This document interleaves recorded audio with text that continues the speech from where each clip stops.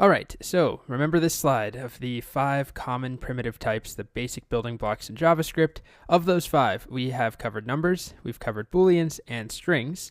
Next up, we need to talk about null and undefined, which fortunately are very simple compared to something like strings, which took, 6, 7 videos? I've lost count.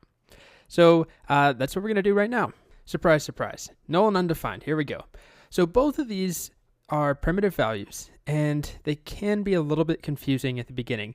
They both seem like they have a negative connotation, like they refer to nothingness or to a problem, or I mean, I don't know, maybe that's just my mind and how it works, but they're kind of similar. Both of them are single values. So null, we get this value, null, just like true or false, right? We can type null. It's not a string. It's not a boolean. It is an actual value in JavaScript, and same with undefined. Now, we've actually run into undefined before. Let's start there. Can you remember where we've seen undefined before? Well, how about this? Hello, and then square bracket of 99, index of 99. There's nothing there.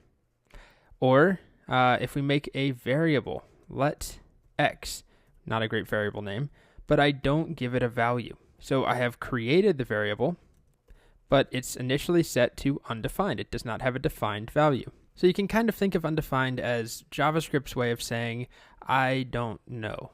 I don't know what you want. I don't know the value. It's not defined. Versus null, which is pretty different. It is the intentional lack of value. And this is something that we assign. So it's a value, we can make a variable and set it to null.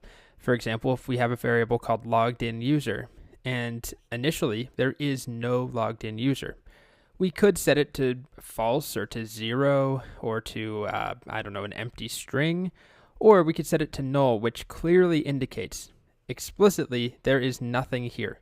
It's just the concept of nothing. Versus undefined is different. Hopefully you can see that undefined, first of all, is not something that we set ourselves usually, or that we use. We don't set a variable to undefined. Undefined instead is a concept that just means something not being there, not being defined. It doesn't mean nothingness. Now I see how that is very confusing, and I may have just made it far worse. Let's just simplify it even more. Null is something you won't run into really very often at all. It is something you may set as a value for a variable, whereas undefined is something that you will run into pretty frequently, especially later on. Once we start working with more methods and writing our own functions, we'll return back to undefined and we'll learn a bit more about it. All right, so those are actually 2 primitive types. They're simple, very simple compared to things like numbers and strings. So that's it. We've now rounded out our 5 essential primitives.